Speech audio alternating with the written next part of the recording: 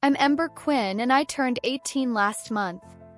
I thought it'd be a day of celebration, maybe a cake, some balloons, a cheesy card from my parents. Instead, it was the day my entire world shattered. My parents, Nora and Victor Quinn, had always been distant. They weren't the warm, huggy type, but I figured that was just how they were. I never imagined they were hiding a secret so big it would change everything I thought I knew about myself. That morning, I woke up to the smell of cinnamon rolls, freshly baked, which was weird because Nora never baked. She was more of a microwave dinner kind of mom. But there she was in the kitchen, wearing a floral apron, her hands dusted with flour. "Happy birthday, Ember," she said, her smile tight like it was painted on. Victor was at the table, sipping coffee, his face unreadable. I sat down, expecting a normal birthday breakfast, but the air felt heavy, like a storm was brewing. They didn't sing happy birthday. There were no candles, no presents, just an eerie silence that made my skin crawl. Finally, Victor set his mug down and looked at me, his eyes cold. "Ember, we need to talk." My stomach dropped. I was still in my faded pajama shirt, my hair a tangled mess, but I could feel my heart starting to race. "Sit down," he said, his voice sharp like a command. I sat, my hands trembling in my lap. Nora wouldn't look at me. She kept staring at the table, her fingers twisting a napkin into knots. Victor spoke first. "You're adopted, Ember. We took you in when you were 3. Your birth mother couldn't take care of you, so we did what we thought was best." Best. That word hit me like a punch to the gut. Adopted? I felt like the room was spinning, like the floor had disappeared beneath me. I opened my mouth to ask something, anything, but Nora cut me off, her voice flat. "You're 18 now. It's time for you to go. We've done our part." I stared at them, waiting for them to say it was a joke, to laugh and pull me into a hug.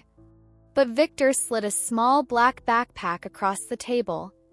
"There's some money in there, a few clothes, and a bus ticket to a motel on Pine Street.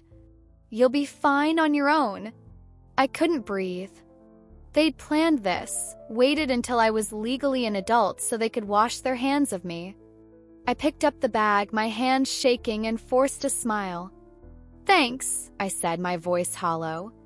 They didn't see the way my fingers tightened around the strap, or the fire starting to burn in my chest.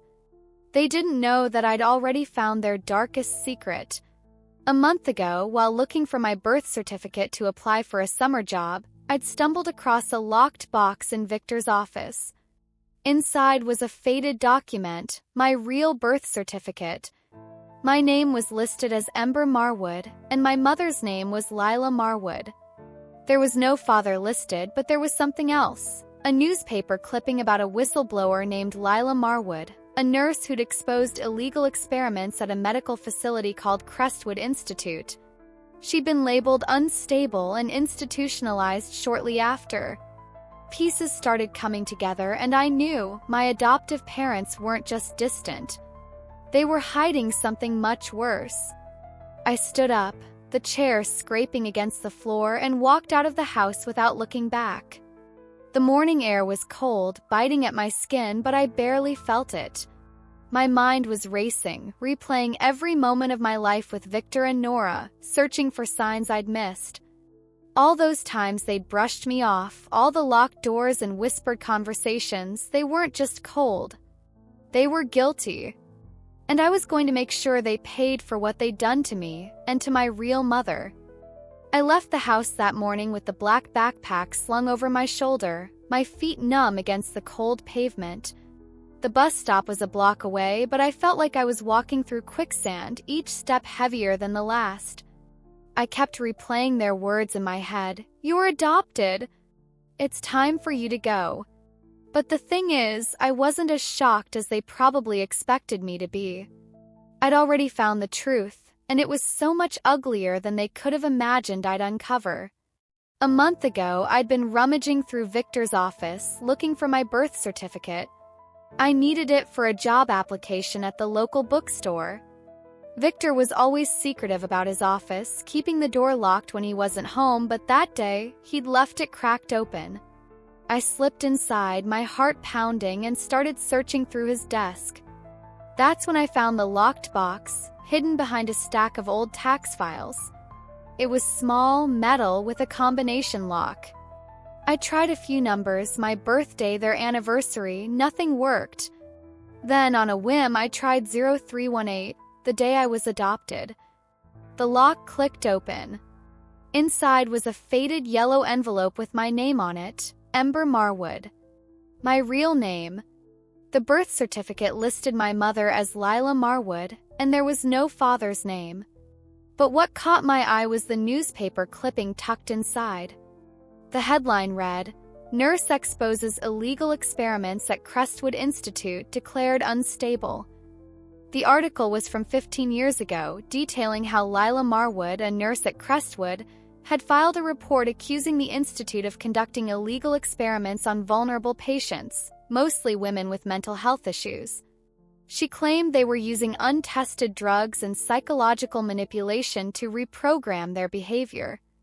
A week after her report, she was declared mentally unstable and sent to a psychiatric facility called Oak Ridge Haven. There was a grainy photo of her being escorted away by police, her eyes wide with fear, and they looked just like mine.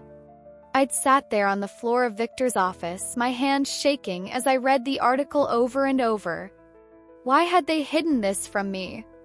Why was my mother's name Lila, not Nora? And why did Victor have this locked away? I tucked the envelope under my shirt and hid it in my room under a loose floorboard beneath my bed. I didn't tell anyone, not my best friend, not my school counselor. I knew I had to keep it a secret until I figured out what it meant. But the more I thought about it, the more questions I had. Why had Victor and Nora adopted me in the first place? What did they have to do with Crestwood? And why were they so eager to get rid of me now? I remembered the way Victor would get these letters, always marked with a crescent moon and tree logo, and how he'd lock them away in his office. I'd seen the words Crestwood Institute on the envelopes, but I'd never thought much of it, until now. As I sat on the bus to Pine Street, the envelope tucked safely in my jacket, I couldn't stop thinking about Lila. What had she gone through? Was she still alive? I needed to find her, to hear her story, to understand why my life had been built on a lie. The bus jolted to a stop, and I stepped off, the motel sign flickering in the distance. I didn't know where this path would lead, but I knew one thing for sure. I was going to find my real mother, and I was going to make them pay for what they'd done. The motel on Pine Street was a dump. The sign out front was missing half its letters, and the parking lot was littered with cigarette butts and broken glass. I checked in with the $50 Victor had left in the backpack, my hands still trembling from the morning's events.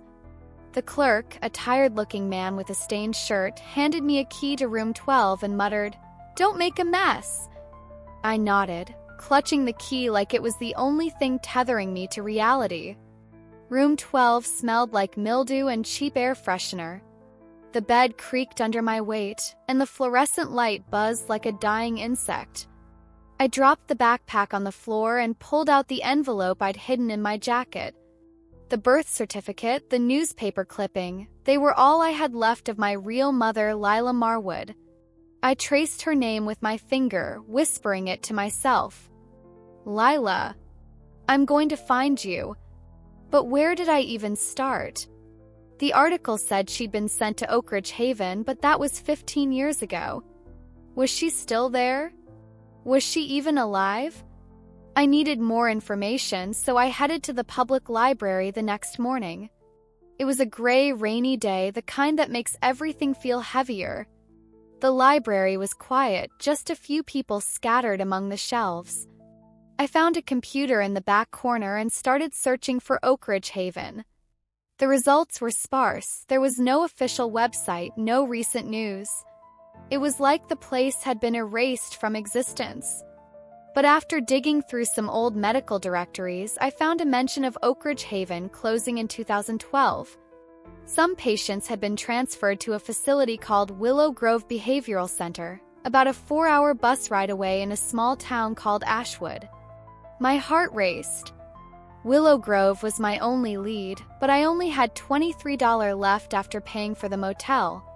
A one-way bus ticket to Ashwood cost $20. I'd have to figure out the rest later.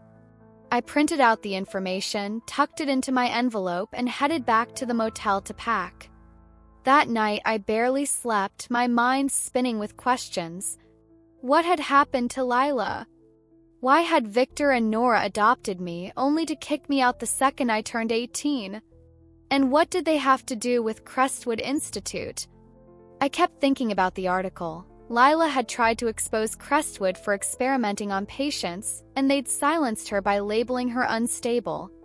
But there was something else, something I couldn't shake. Victor had always been secretive about his work. He'd get these letters from Crestwood Institute, always marked confidential, and he'd lock them away in his office.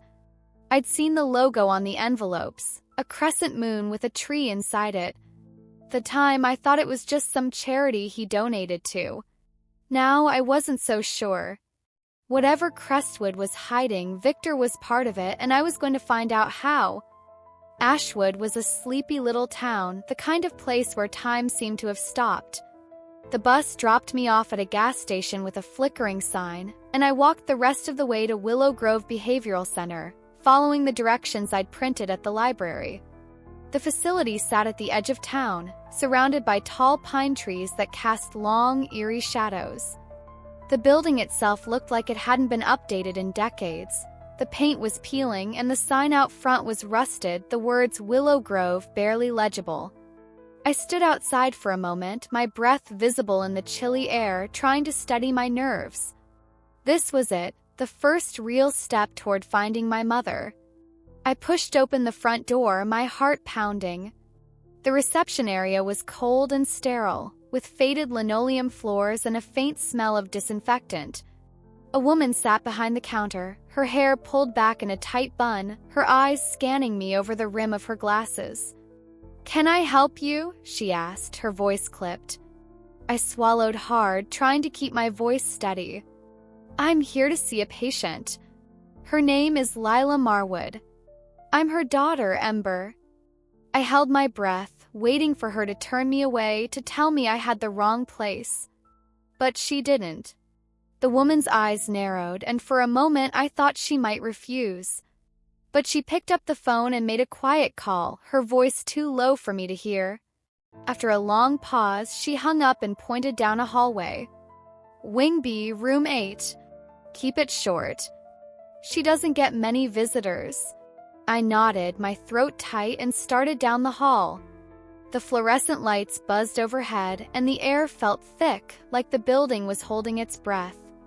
My footsteps echoed in the empty corridor, each one bringing me closer to the moment I'd been dreaming of and dreading. Room 8 was at the end of the hall, the door slightly ajar. I pushed it open, my hands trembling, and stepped inside. A woman sat by the window, her back to me, her hair a tangled mess of gray. She was thin, almost fragile, wrapped in a faded blue sweater. She didn't turn around, just kept staring out at the gray sky. "Lila," I said, my voice barely above a whisper. She turned slowly, and when her eyes met mine, I felt like I'd been punched in the chest. They were my eyes, hazel with flecks of gold, filled with a mix of pain and recognition. "Ember," she whispered, her voice cracking. I nodded, tears streaming down my face before I could stop them. "It's me, Mom. I found you." She reached out, her hand shaking, and touched my cheek, her fingers cold but gentle. "They told me I'd never see you again," she said, her voice breaking. "They said I was unfit, that I was crazy. But I never forgot you."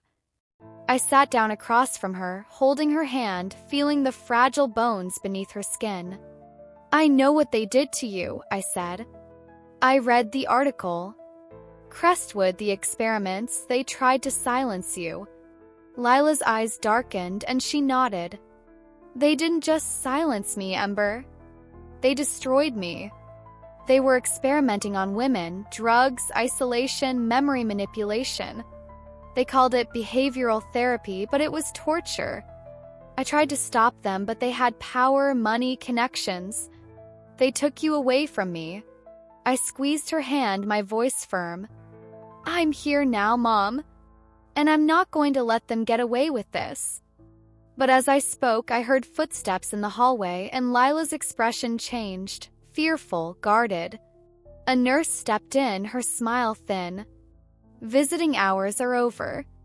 I stood, promising Lila I'd be back, but her last whispered words chilled me. Be careful, Ember. They're still watching. I left Willow Grove with my mind racing, Lila's words echoing in my head. They're still watching. Who is watching? Crestwood Institute? Victor? I didn't know, but I could feel the weight of their gaze, like a shadow I couldn't shake. I took the bus back to Pine Street, my hands clutching the envelope with Lila's documents. I needed more information, something concrete to prove what Crestwood had done, and what Victor's role in it was. I wasn't going to stop until I had enough to make them pay. Back at the motel, I sat on the creaky bed and pulled out my phone. I started searching for anything I could find on Crestwood Institute. Most of the results were dead ends, old press releases about innovative mental health treatments, a few articles about their closure in 2015. But then I found a forum for whistleblowers buried deep in a Reddit thread. Someone had posted about Crestwood, claiming they'd worked there as a janitor in the early 2000s. They were doing experiments on patients, the post read. I saw women strapped to beds, screaming, while doctors injected them with something. They called it memory reconditioning. I quit after a month, but I heard they shut down anyone who tried to talk. My blood ran cold. This matched what Lila had told me. I kept digging, and that's when I found a name.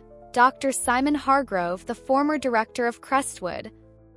He'd been mentioned in the article about Lila, listed as the one who declared her unstable.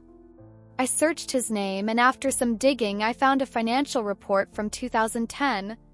It listed Simon Hargrove as a board member of the Crestwood Foundation, and Victor Quinn as a co-signatory on several funding approvals for experimental therapy programs. My heart stopped. Victor wasn't just connected to Crestwood. He'd been part of the operation, funding the experiments that destroyed my mother's life. I screenshotted the report, my hands shaking.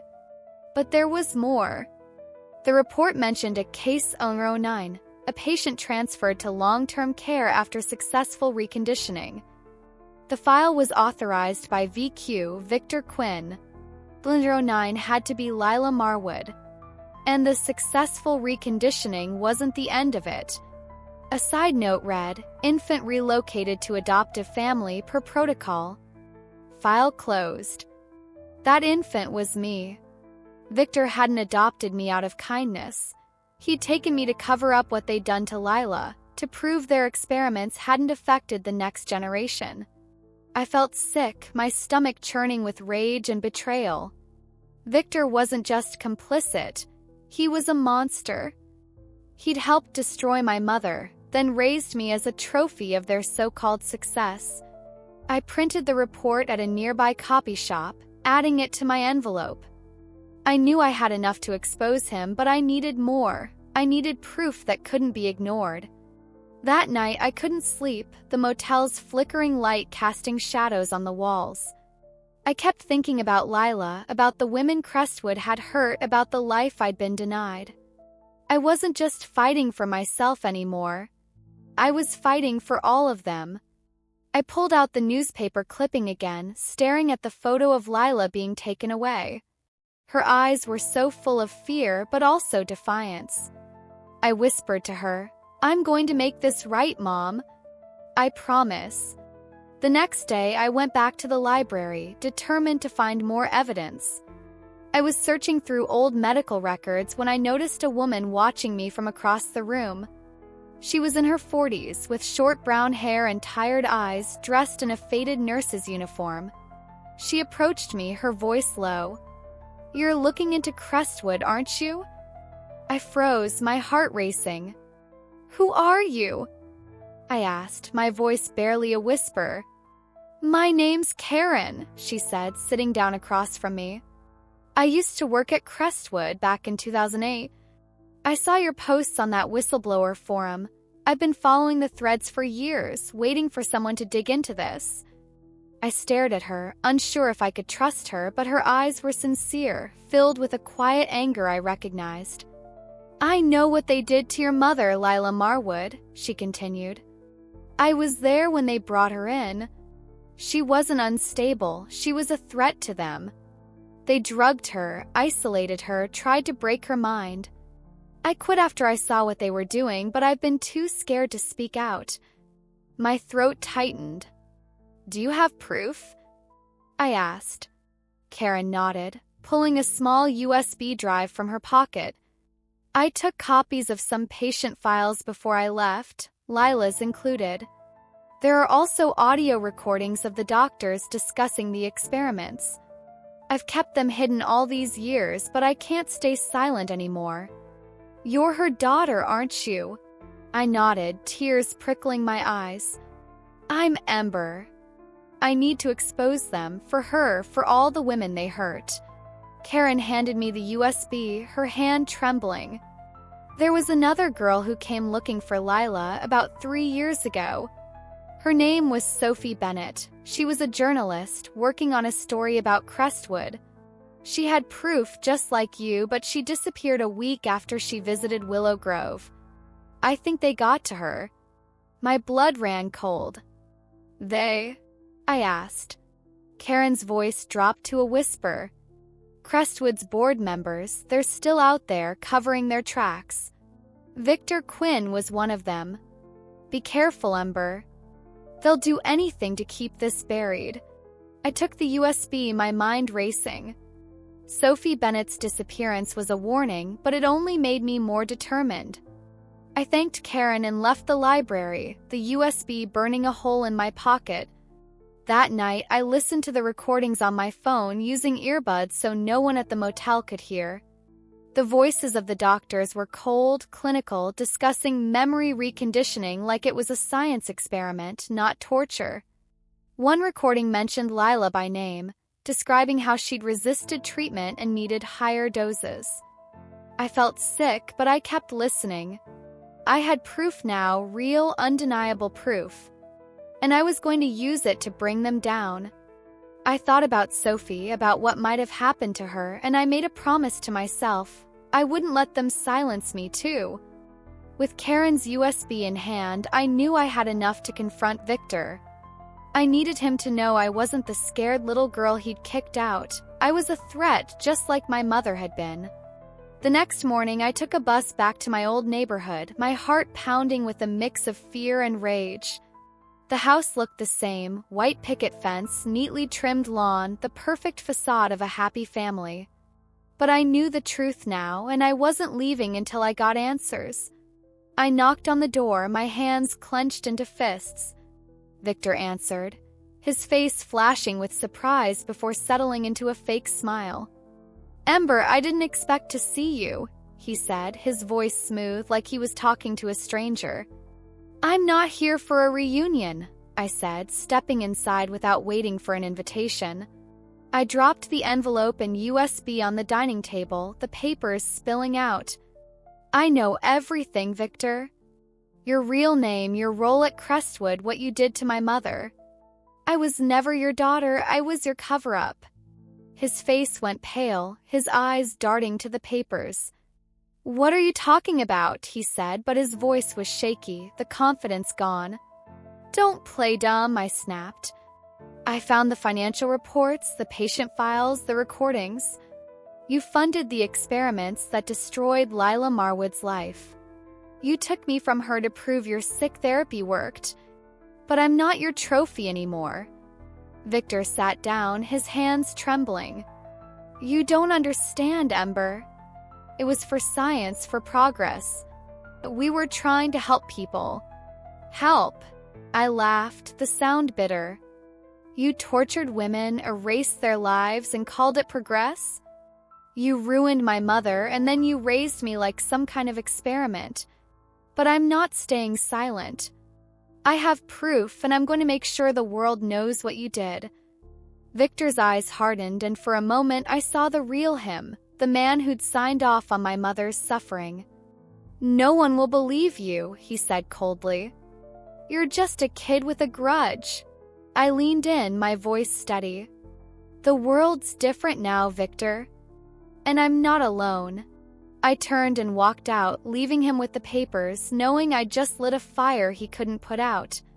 As I stepped outside, the cold air hit my face, but I felt a strange sense of calm. I'd faced him, and I hadn't backed down.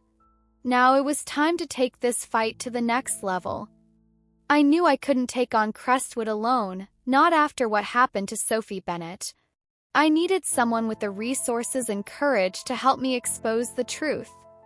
That's when I remembered a name I'd seen in the whistleblower forum. Mia Caldwell, a journalist who'd been investigating private medical facilities for years. She'd been fired from a major newspaper after getting too close to the truth about Crestwood, but she still ran a small independent blog, posting under a pseudonym. I found her contact info in the forum and sent her an email from a burner account. "I have proof about Crestwood Institute, patient files, recordings, a living witness. I need your help before they make me disappear like Sophie Bennett." 2 hours later, I got a reply. "Meet me at the old diner on Route 17, 10 p.m. No phones, no social media. Come alone." My stomach twisted with nerves, but I knew this was my chance. That night, I took a bus to Route 17, the diner's neon sign flickering in the darkness. Mia was already there, sitting in a corner booth, her dark hair pulled back, her eyes scanning the room. She looked up as I approached, her expression unreadable. "You're Ember," she asked. I nodded, sliding into the booth. "Show me what you've got," she said, her voice sharp but not unkind. I handed her the USB and the envelope, watching as she skimmed through the documents. Her eyes widened as she listened to the recordings, her jaw tightening. "This is bigger than I thought," she said finally. Crestwood wasn't just experimenting, they were trafficking vulnerable women, using them as test subjects, then erasing them from the system. Victor Quinn was one of their biggest investors. "And you're living proof of what they did." I nodded, my throat tight. "They took my mother from me. I need to make this public for her, for all of them." Mia leaned back, her eyes fierce. "We can do this, but it's dangerous. They've already silenced Sophie. I won't let them do the same to you. I have contacts, people who can help us get this out safely. But we need to move fast." I felt a surge of hope, the first I'd felt in weeks. For the first time, I wasn't alone in this fight. Mia and I spent the next hour planning how to release the evidence, who to send it to, how to protect ourselves. As I left the diner, I knew I'd just taken a step I couldn't take back. But I was ready. The night air was cold, but I felt a fire inside me, a determination I'd never known before. This was just the beginning. Mia moved quickly.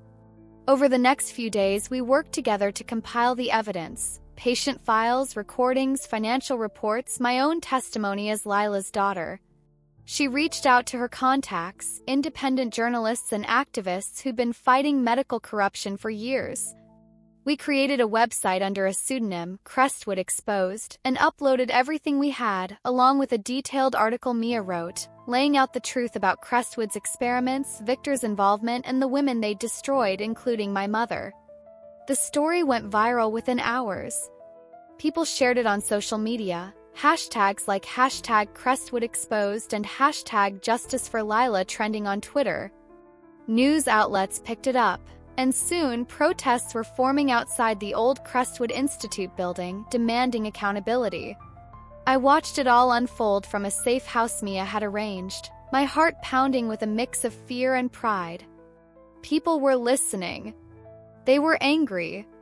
And they were calling for justice. I scrolled through the comments on the website, tears in my eyes as I read messages from strangers. "Thank you, Ember, for speaking out. Lila deserves justice. We're with you. Victor's name was everywhere. Porters dug into his past, uncovering more connections to Crestwood and other shady medical projects. His reputation was in tatters. His business partners dropped him, his neighbors turned on him. I saw a news clip of him leaving his house, his face pale as protesters shouted, "Justice for Lila!" I didn't feel sorry for him. He'd made his choices, and now he was facing the consequences. Nora was in the background of the clip, her face drawn, her eyes darting nervously. I wondered what she was thinking, if she regretted what they'd done to me, to Lila. But I didn't have time to dwell on her. She'd made her choice too. I went back to Willow Grove to see Lila, needing her to know what we'd done. When I told her about the website, the protests, the world finally hearing her story, she cried, her frail hands gripping mine. "You did it, Ember," she whispered. "You gave me my voice back." I hugged her, tears streaming down my face. "I did it for you, Mom. For all of them." But as I left, a nurse pulled me aside, her voice low. "Be careful, Ember. They're not done with you yet." I nodded, knowing she was right. This wasn't over, not by a long shot. I left Willow Grove with a renewed sense of purpose, ready to keep fighting no matter what came next. A week after the story broke, I got a call from Mia. "They're launching an investigation into Crestwood," she said, her voice triumphant. "Victor's been arrested, charges of fraud, conspiracy, and human rights violations. Simon Hargrove, too. We did it, Ember." I felt a weight lift off my shoulders, but I knew it wasn't over. There were others out there, people who'd been part of Crestwood's network, and they wouldn't stop trying to silence us. But I wasn't afraid anymore. I had the truth on my side, and I had people fighting with me. I moved Lila out of Willow Grove, using donations from supporters to get her into a better care facility. She was still fragile, but she smiled more, her eyes brighter than I'd ever seen them. We spent afternoons together, talking about the past, about the life we could have had. I told her about my dreams of becoming a nurse, just like her, so I could help people the way she'd tried to. She squeezed my hand, her voice soft. "You're already helping, Ember. You've given those women a voice. You've given me a voice." I started working with Mia on more investigations, digging into other facilities with ties to Crestwood. We were a team now, determined to keep fighting for the truth.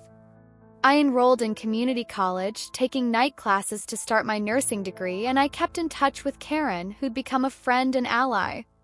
My life wasn't easy, there were still threats, still moments of fear, but I'd found my purpose. I wasn't just Ember Quinn, the girl who'd been kicked out on her 18th birthday. I was Ember Marwood, Lila's daughter, a fighter for justice. So now I have to ask, what would you have done in my place? Would you have walked away, or would you have fought for the truth, no matter the cost? I want to hear your thoughts. Tell me in the comments. I'm listening.